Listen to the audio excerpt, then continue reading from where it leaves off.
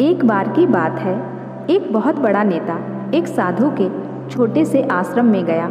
उसने साधु के बारे में बहुत सुना था, तो उसके मन में आया कि मैं एक बार जाकर के देखता हूँ कि लोग उसकी इतनी तारीफ क्यों करते हैं।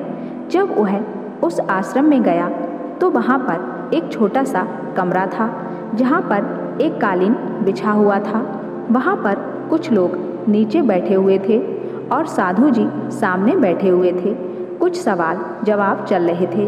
वह नेता उस आश्रम में आया और उस नेता के साथ में 4 बॉडीगार्ड भी थे और उसकी यह आदत थी कि जहाँ पर भी वह जाता था लोग अपनी जगह से खड़े हो जाते थे और उसकी तरफ देखते थे, हाथ जोड़ते थे और सर झुकाते थे।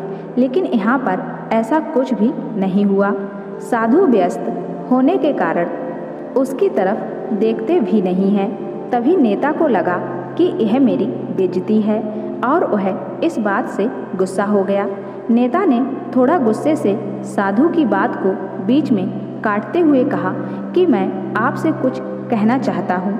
साधु ने उसकी तरफ देखा और बोला, आप थोड़ी देर रुकिए, पहले मैं इनके सवाल का जवाब दे दूँ, उसके बाद मैं आपसे बात करता हूँ।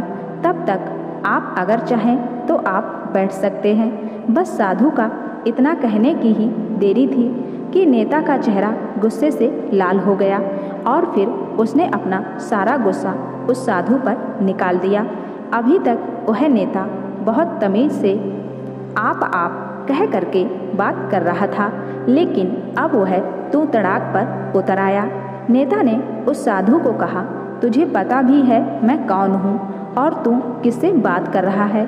साधु ने उसकी तरफ देखा और कहा, मुझे इससे कोई फर्क नहीं पड़ता है कि आप कौन हैं, लेकिन आप जो कोई भी हैं, अगर आप चाहते हैं कि मैं आपके सवाल का जवाब दूं या आपसे बात करूं, तो आपको कुछ देर रुकना होगा।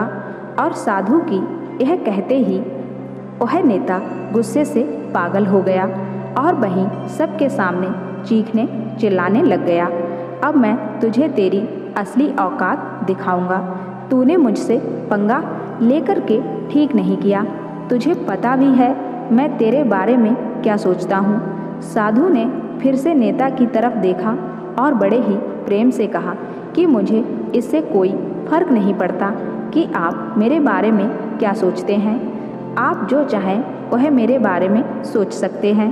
फिर नेता ने उससे कहा कि तू चाहे सुनना चाहता है या नहीं, लेकिन मैं तुझे यही सबके सामने बताऊंगा कि मैं तेरे बारे में क्या सोचता हूँ। तू कोई साधु नहीं है, तू एक बहुत ही घटिया इंसान है, तू एक ढोंगी है, पाखंडी है और यहाँ पर जितने भी लोग बैठे हैं उन सबको बेवकूफ़ बना रहा है। तेरा बस एक ही मकसद है, इन लोगों की जेब में जितना भी पैसा है वह सब तेरे पास में आ जाए। तू अपने फ़ायदे के लिए इन लोगों का इस्तेमाल कर रहा है और अब मैं तुझे नहीं छोड़ने वाला हूँ।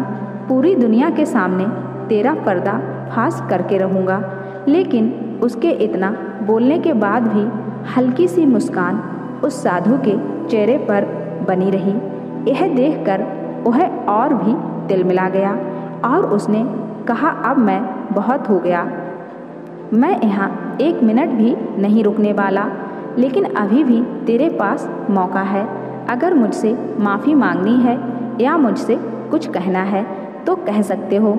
इतना सब होने के बाद भी साधु के चेहरे पर एक मुस्कान थी और वह बिल्कुल शांत था। और फिर उन्होंने अपनी आंखें बंद करी और फिर साधु ने अपनी आंखें खोली, हाथ जोड़े और कहा कि मुझे आपसे कोई गिला शिकवा नहीं है। आपके लिए मेरे मन में कोई भी गलत ख्याल नहीं है। जो भी मेरे बारे में आपने कहा वह आपकी अपनी सोच थी, तो मुझे आप में कोई भी बुराई नज़र नहीं आती है। मुझे आप बहुत ही भले इंसान लग रहे हैं।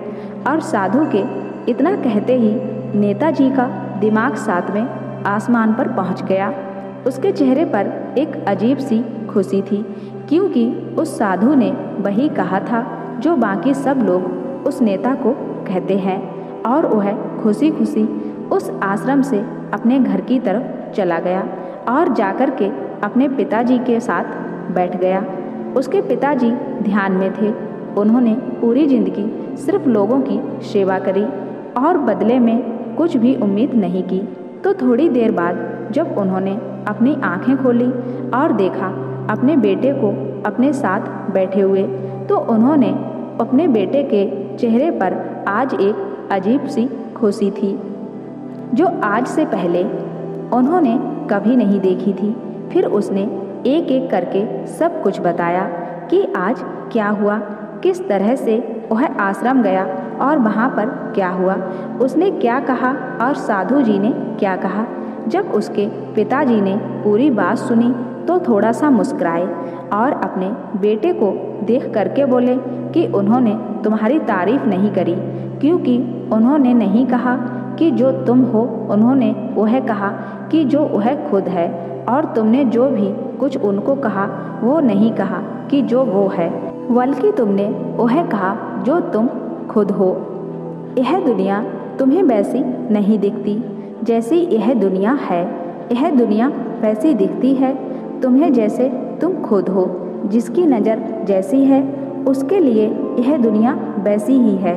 तो अगर तुम अपनी दुनिया को बदलना चाहते हो तो उसका सिर्फ एक ही तरीका है कि अपनी नज़र को बदलो, अपनी सोच को बदलो।